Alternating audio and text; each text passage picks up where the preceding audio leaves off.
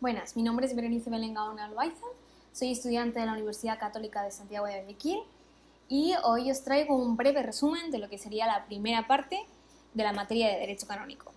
Entonces, empecemos. He dividido la materia en 5 grandes puntos, que serían las características del derecho canónico, la historia, la evolución, la jerarquía de la Iglesia, Universi Dominici Grace y por último las iglesias orientales. Entonces, empecemos. Las características de lo que sería el derecho canónico son 5, que son la plenitud, porque es algo soberano, la universalidad, porque es para cada uno de los hombres, para cada uno de los individuos, es para todo el pueblo de Dios, que somos todos los seres humanos. La unidad y la variedad, es decir, existe una unidad, pero dentro de esa unidad hay pluralidad. Es como cuando decimos que el Estado ecuatoriano es un Estado plurinacional, es lo mismo. Elasticidad, ¿por qué? Porque es algo que se va desarrollando, es algo evolutivo, es algo que depende del tiempo y del lugar. Y por último, la pastoralidad, ¿por qué? Porque su finalidad es la salvación de las almas. En segundo lugar, tenemos lo que sería la historia, como vemos es un punto muy grande y lo he dividido en 3 partes, lo que sería el primer milenio, lo que sería el clásico y el moderno. Entonces empecemos con el primer milenio. Las comunidades cristianas primitivas. Las comunidades cristianas primitivas, al principio, la gente que procesaba esta religión, la católica cristiana, no podía hacerlo público. ¿Por qué? Porque era algo prohibido. Entonces debía hacerse en secreto y de puertas para adentro. Aún así, aún las circunstancias que en aquella época tenían estas personas, sí que había una relación bien estructurada dentro de la iglesia. La unidad de las primeras comunidades se basaba en lo que era la Eucaristía, la comunión jerárquica de los apóstoles, los sucesores de estos y sobre todo en los lazos que tenían de fe y de caridad. El primado de la iglesia correspondía a lo que sería el obispo de Roma y las iglesias particulares a los obispos. Las primeras bases en lo que se basaban eran en las fuentes de revelación, que eran las Sagradas Escrituras, tanto el Antiguo como el Nuevo Testamento, la tradición recibida por parte de los apóstoles y las decisiones de los obispos. Entonces, ¿qué pasaba? Que ciertos fieles tenían ciertas dudas y se preguntaban a sus obispos. Y los obispos, con la finalidad de poder dar una misma palabra, una única palabra a todos sus fieles, en un lugar y en otro también lejano que fuese la misma respuesta, empezaron a hacer ciertos escritos y así es como empiezan lo que serían los primeros escritos de tradición apostólica, que son 4. La Didache, que es la doctrina de los 12 apóstoles, que es la primera que hay, la primera que se conoce, que es del primer siglo, y contiene normas morales, litúrgicas y de organización eclesiástica. La Didascalia Apostolorum, que es del siglo III, que está dividida en 6 libros y sobre todo contiene los deberes de los esposos cristianos, las actuaciones y obligaciones de los obispos, la administración de la penitencia. Luego nos encontramos con la tradición apostólica de San Hipólito, que tiene las normas y formas sobre la administración del bautismo y la Eucaristía, así como la función de los ministros. Y posteriormente tenemos las Constitutiones Apostolorum, que es del siglo V, que contienen las normas de elección de obispos, presbíteros, diáconos y etc. Como podemos ver, las leyes que estaban o las normas que se creaban o los primeros escritos no estaban más bien dirigidos hacia los fieles, sino que estaban dirigidos hacia los mismos ministros de la iglesia para poder crear lo que sería la jerarquía de esta, una buena estructura. Posteriormente viene un hito muy importante que sería el Edicto de Milán en el año 313 después de Cristo, en el siglo IV. Lo firman Constantino y también lo firma Licinio, que son los emperadores tanto de Oriente como de Occidente. ¿Esto qué hace? Establece la libertad de religión en el Imperio Romano, es decir, establece la tolerancia a los cristianos, ya dejan de ser perseguidos para ser aceptados. ¿Esto qué hace? Como consecuencia, hace que ambos derechos, tanto el romano como el canónico, reciban influencias entre ellos. Es decir, el derecho romano se termina cristianizando de alguna u otra manera y el derecho canónico se romaniza por las influencias entre ellos. Después nos encontramos con lo que serían las primeras colecciones canónicas, que estos son del siglo III al siglo IV. Son cánones dictados por los concilios ecuménicos regionales o provinciales. Tiene un estilo legislativo. Es una fuente principal, es la fuente principal de lo que sería el derecho canónico, y es más, de ahí recibe su nombre. Y sobre todo contienen reglas de fe y disciplinares. En el siglo V se dan los decretales, que son las respuestas decisorias de los obispos de Roma.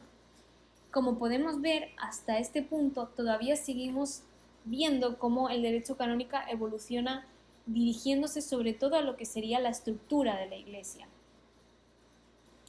Si proseguimos con la historia, luego nos encontramos en el Renacimiento de Salesiano, que es a mediados, sucede de mediados del siglo V a siglo VI, que es el primer gran movimiento compilador.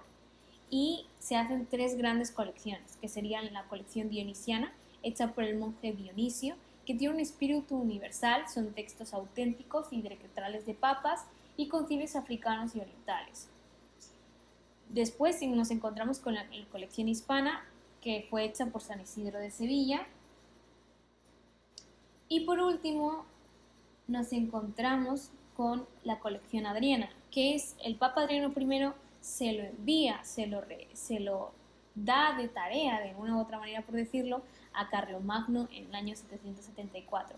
Todas las dos primeras son realmente conocidas y aceptadas por la Iglesia de la época.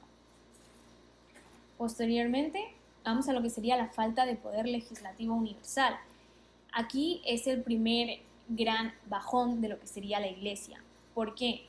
Porque en esta parte de la historia la Iglesia no tenía tal poder, o sea, no tenía el poder que se podría decir que hoy en día tiene. Por lo tanto, está muy subordinada a lo que eran los deseos de los monarcas, de los nobles y de los señores feudales. Y esto se afianza porque en los concilios francos y visigodos se les da el poder a los monarcas sobre los obispos que tenían en sus zonas. Entonces, ¿qué pasaba? Que cuando un obispo no era de agrado de cierto noble o de cierto monarca o de cierto señor feudal, estos señores feudales, estos nobles, les acusaban de cualquier cosa, y por medio de los concilios francos y visigodos, como el monarca tenía el poder, los podía perfectamente destituir. Y no solo eso, sino que podía incluso poner a alguien en su puesto, a alguien que le agradase más. Esto trae muchas consecuencias y la Iglesia deja de verse de alguna manera como una institución religiosa, sino ya de alguna manera se desregulariza o se desnaturaliza de lo que sería su función o su finalidad. Obviamente hay intromisión de poderes externos por parte de los monarcas, señores feudales y etcétera, y esto da como consecuencia lo que serían las falsificaciones, y las más famosas son las de Francia y la pseudo-isidoriana. Como consecuencia encontramos la reforma gregoriana, que es llevada a cabo por Gregorio VII, que eleva el nivel disciplinar y espiritual del credo. ¿Por qué? Porque el clero se había desnaturalizado con todas estas destituciones y sustituciones que habían hecho los monarcas y los nobles y etcétera. Entonces le entrega la libertad, le da a la Iglesia la libertad de elección y consagración de sus propios obispos. Es más, ya no iba a haber un tercero que pudiese elegir obispos. Y las obras más importantes son Dictatus Papae, Decreto de Bucardo, la colección de Anselmo di Luca e Ivo de Chartres. Esto, más el Concordato de Worms, hace que la figura del Papa salga favorecida y el derecho se empieza a adaptar mejor a lo que serían los nuevos tiempos. Esto sería, en breve resumen, el primer milenio. Sigamos hacia lo que sería el derecho canónico clásico. Tenemos lo que sería el derecho canónico clásico, que son del siglo XII al siglo XIV. En este momento, lo que sucede es que se crea un sistema jurídico actualizado, coherente, completo en todo Occidente cristiano, y los factores que ayudan a esto son la presencia de autoridad legislativa de los papas, el uso de una técnica jurídica y la aparición de la ciencia jurídico-canónica.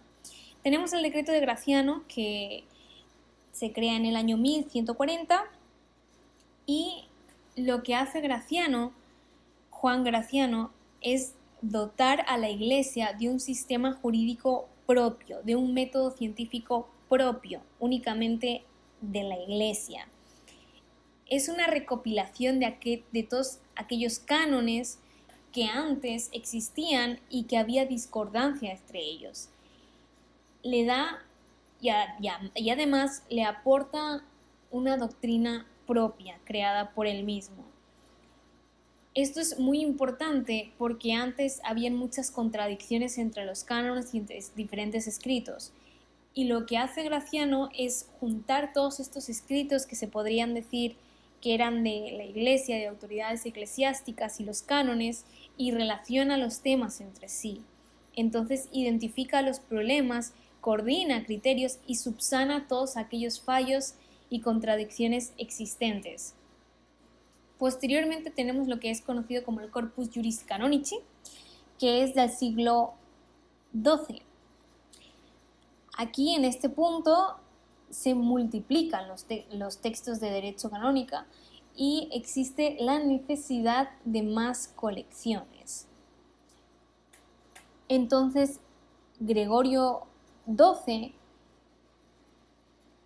compila todas aquellas compilaciones previas y escritos verificados y aceptados por la Iglesia y crea el Corpus Juris Canonici, que sería una base para toda estructura eclesiástica y toda autoridad que quisiese resolver ciertas dudas, siempre tendría lo que sería el Corpus Juris Canonici. Vendría a ser la constitución de la Iglesia de la época.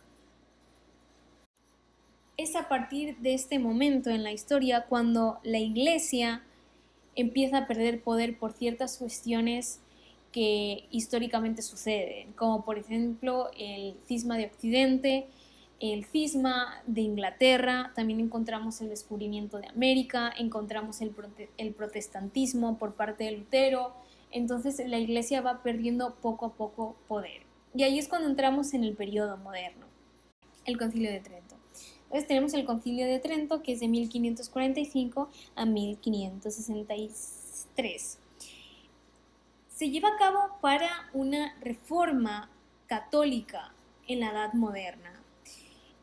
Y como objetivo principal estaba hacerle frente, ponerle un pare a lo que será el protestantismo, que estaba cobrando mucha fuerza en Europa.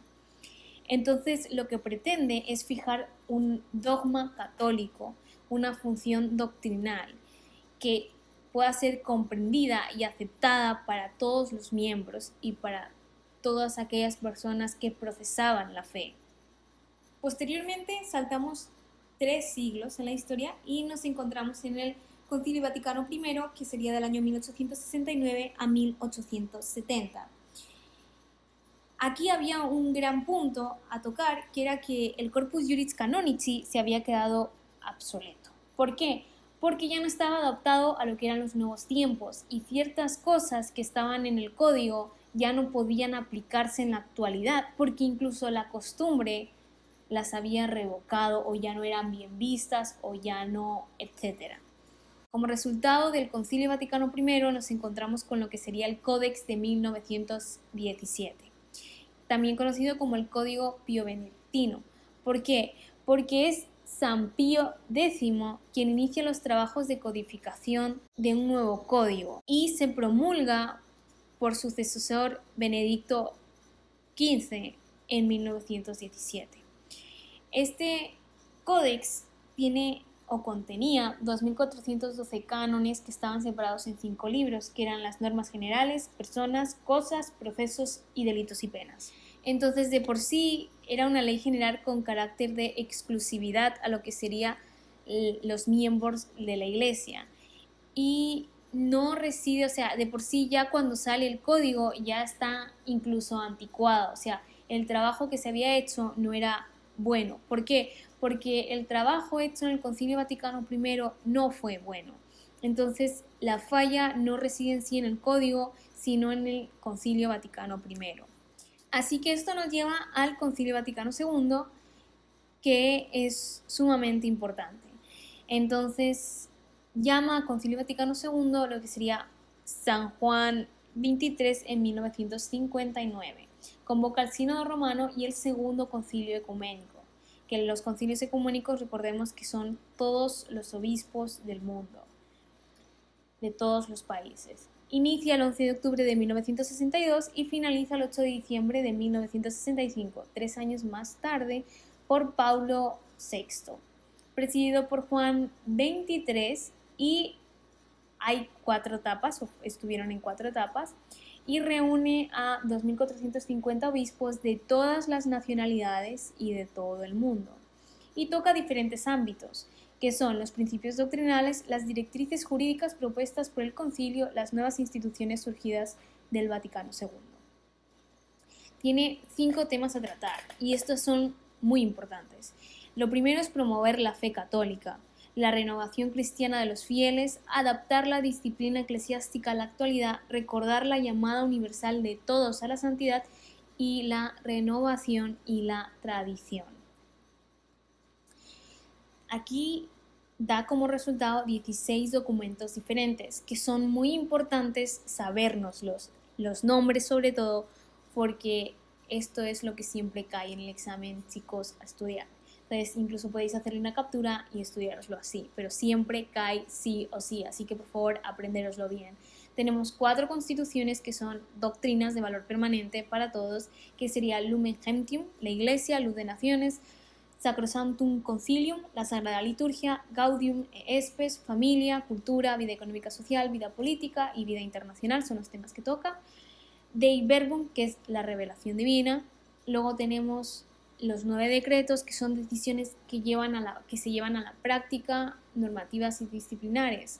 Son Inter Mirifica, que versa sobre los medios de comunicación social, Unitatis Redintegratio, que habla sobre el ecumenismo, Orientalium Ecclesiarum, Iglesias Orientales, Presbyterorum Ordinis, Ministerios y Vida Sacerdotal, Ad Gentes, Acción Misionera, Aposticalim Auctositatem, Apostolado de los Laicos, Christus Dominus, Oficio Pastoral de Obispos, Optatum Totuis, Formación Sacerdotal, Perfectae Caritatis, Renovación de la Vida Religiosa. Y por último tenemos 3 declaraciones que son las conclusiones de lo que vendría a ser todo esto, que serían la libertad religiosa, los medios de comunicación y la relación de la Iglesia en comunidades cristianas. Surgen nuevos organismos, que sería el Sínodo de Obispos, que es una asamblea de obispos, una conferencia episcopal, que son los obispos de una sola nación, un territorio o región, y las prelaturas personales, los consejos presbiterales y los pastorales y otras también. Entonces, como consecuencia del Concilio Vaticano II nos encontramos con el Código de 1983, que fue confiado al trabajo de Juan XXIII, promulgado el 24 de enero de 1984 por Juan Pablo II, es decir, 24 años después del anuncio. ¿Esto qué es? Es una renovación de la disciplina eclesiástica y supone un incentivo para la ciencia canónica. Este código vale decir que sustituye todos los códigos anteriores, es decir, casi todo lo anterior. Y tiene 7 libros, que los cambios más importantes es que es dirigido a todo el pueblo de Dios. Como anteriormente habíamos visto, la mayoría de los escritos eran dirigidos sobre todo a aquellas aparte del clero. Este no, este rompe. Es más, el primer libro está dirigido al pueblo de Dios. Ahora pone como prioridad a los fieles y no al clero. Rompe la centralización y le da importancia a la costumbre, la acepta como ley.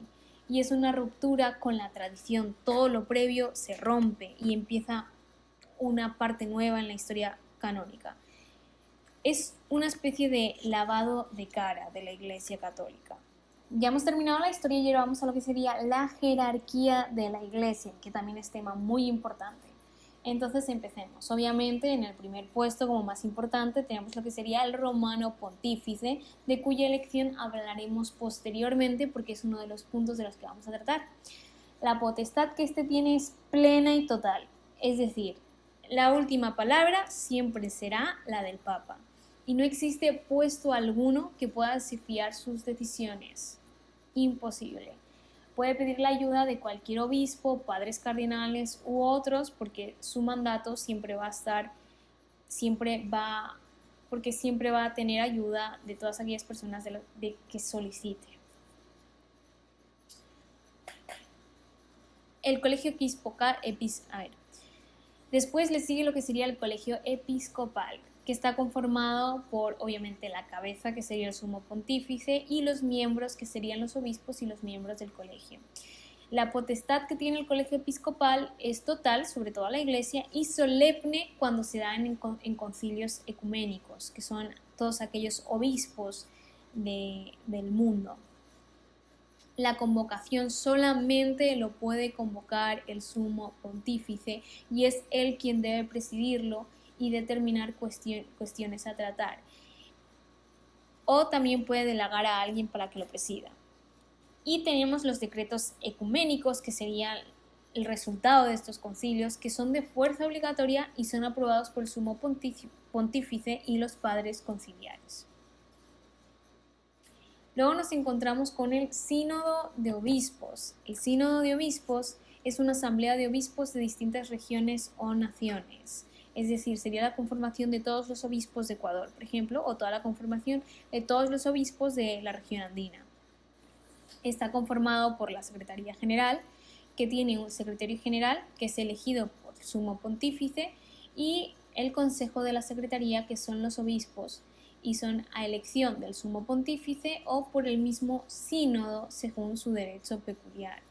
La finalidad es fomentar la unión con el sumo pontífice y los obispos, ayudar al Papa con consejos de disciplina eclesiástica y estudiar cuestiones sobre la acción de la Iglesia en el mundo. Y en cuanto a la suspensión, lo puede suspender el sumo pontífice, puede clausurar la asamblea.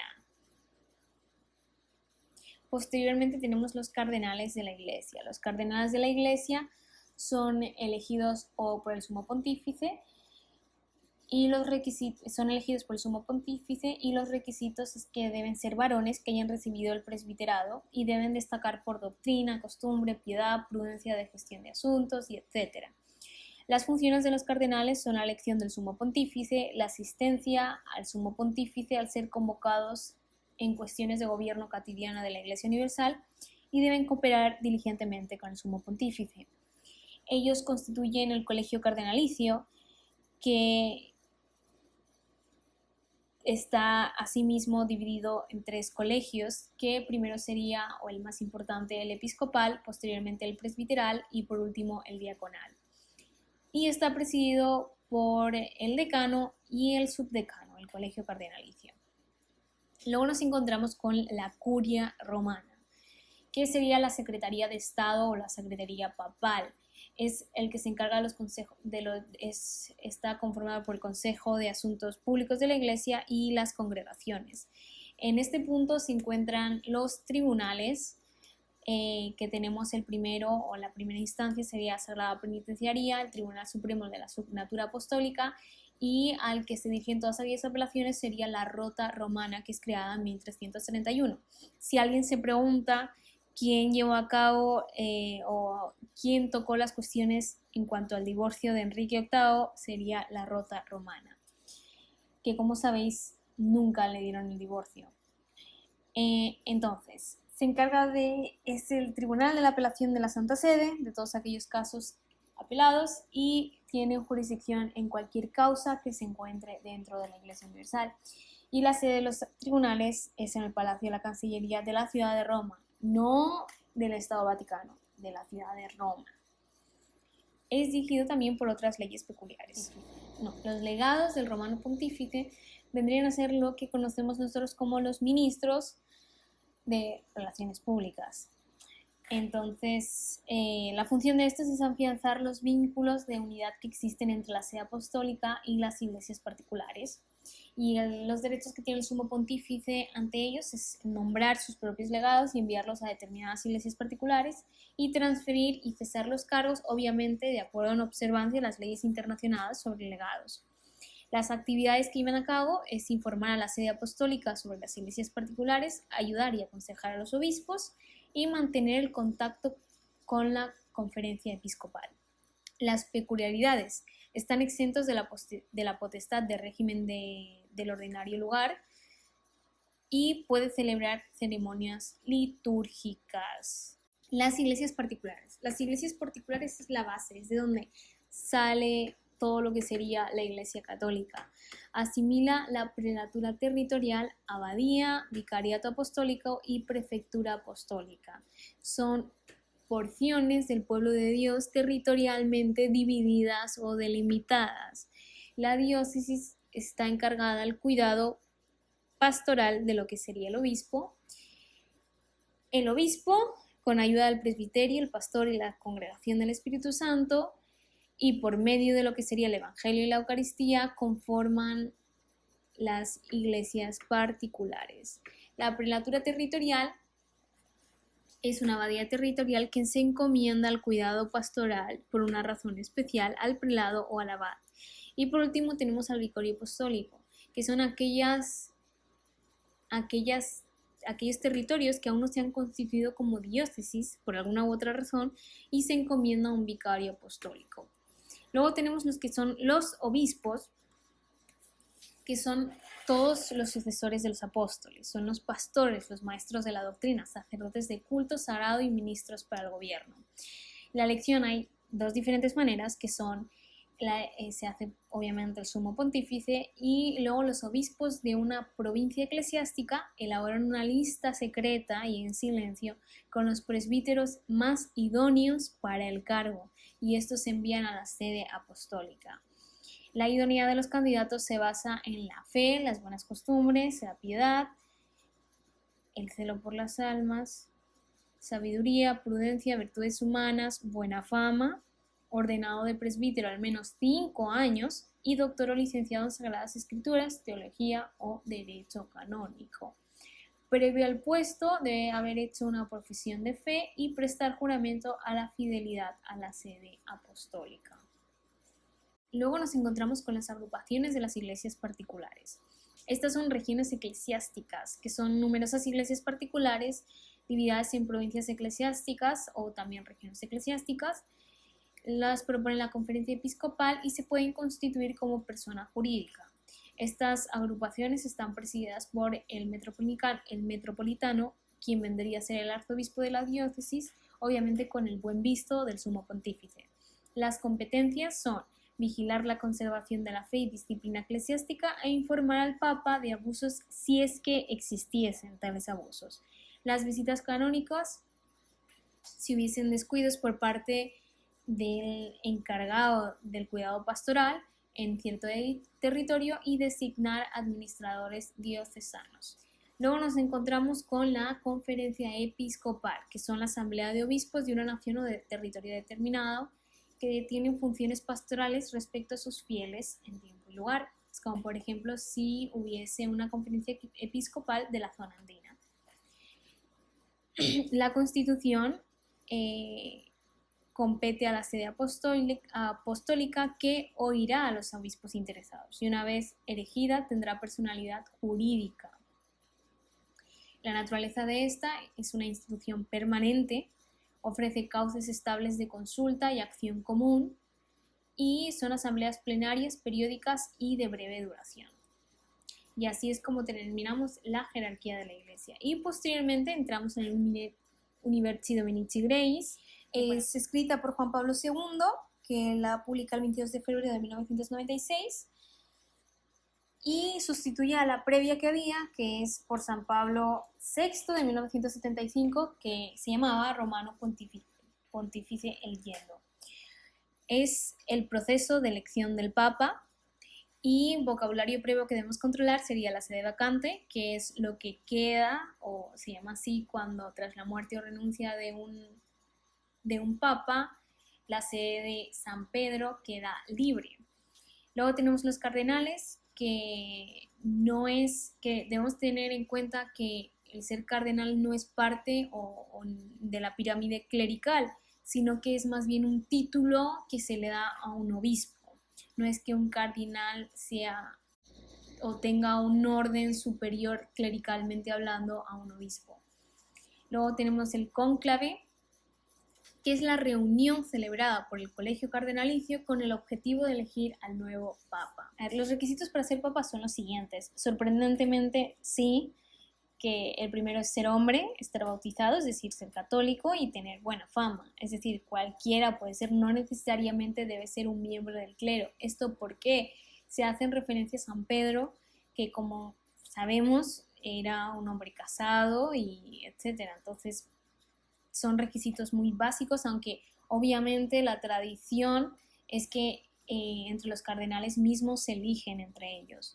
El proceso de elección del Papa es el siguiente. Primero se anuncia el cónclave, se fija la fecha y los cardenales viajan y se alojan en la casa de Santa Marta. Y se cierra la Capilla Sixtina y se prepara para el cónclave. Posteriormente inicia el cónclave, que sería el segundo paso, que es la reunión de los cardenales electores menores de 80 años, también sería una especie de condición para ser papa, en la Basílica de San Pedro. Y se hace una misa solemne prohibiendo pontífice. Posteriormente tenemos la procesión y el juramento, que es una procesión solemne que hacen los cardenales desde San Pedro hasta la Capilla Sixtina, mientras cantan el Veni Creator Spiritus. El cardenal decano toma juramento de los cardenales que ingresan a la Capilla Sixtina. Posteriormente nos encontramos con el cuarto paso, que son las votaciones y el escrutinio. Entonces se necesitan 2/3 partes de las votaciones para haber consenso. El primer día se hace una única votación y a partir del segundo se hacen 4 votaciones diarias. Cada sesión de escrutinio son 2 votaciones. Al tercer día, si no hay consenso entre los cardenales, el cuarto día se hace una pausa, tras el cual van a haber posteriores votaciones. Por último tenemos las fumatas, el quinto paso, que son las fumatas, que son tras cada sesión de escrutinio, las papeletas de voto y notas se queman. Y el humo sale por la chimenea y si es negro no hay papa y si es blanco hay papa. Y por último tenemos el Habemus Papa, que es cuando el cardenal protodiácono sale al balcón central de la Basílica de San Pedro.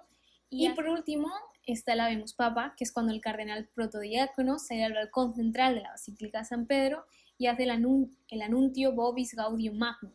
Y el nuevo Papa sale e imparte la bendición Urbi et Orbi a la gente presente, que sería la bendición para el pueblo y la orbe. Y este es todo lo que comprende la Universi Dominici Gregis. Y por último tenemos las iglesias orientales, que he resumido los puntos más importantes, que son las causas del cisma de Oriente, que son las influencias y pensamientos contra Roma, que hicieron Focio y Miguel Cerulario. Luego la diferencia de ritos que existen, la diferencia de idiomas también es importante. El desconocimiento por parte de ellos, es decir, ellos no lo ven como... No lo reconocen al sumo pontífice, al igual que en Occidente, y aceptan a los obispos, le dan el mismo nivel que al sumo pontífice, pues piensan que el sumo pontífice es únicamente el obispo de Roma. Y el patriarca de Oriente toma su prioridad respecto a los otros 2 patriarcas y busca un papa oriental. Las diferencias principales son, primero, María, la Virgen María, porque mientras los católicos creen en la Asunción y la relacionan con la Inmaculada Concepción, los ortodoxos la ven o la reconocen por su maternidad divina y resurrección de Cristo. En cuanto al Papa, los católicos piensan y aceptan al Papa como el vicario de Cristo, y los ortodoxos simplemente lo ven como el obispo de Roma. Mientras que para los católicos el celibato para los miembros del clero es decisivo, en los ortodoxos realmente no. Es decir, un obispo puede estar casado. Posteriormente tenemos la cláusula filioque, que no aceptan el Hijo generado por Padre y Espíritu Santo proveniente de ambos, sino que ellos aceptan otra cláusula y usan el credo del Concilio de Constantinopla. Y por último tenemos el calendario, que mientras los católicos se rigen mediante el gregoriano, los ortodoxos lo hacen mediante el juliano. Entonces, esto es lo que sería todo la materia que debe entrar aquí en canónico este parcial. Entonces, espero que os haya servido. Y cualquier cosa me podéis contactar, que dejarán supongo el número por aquí o el correo y podréis enviarme cualquier correo electrónico.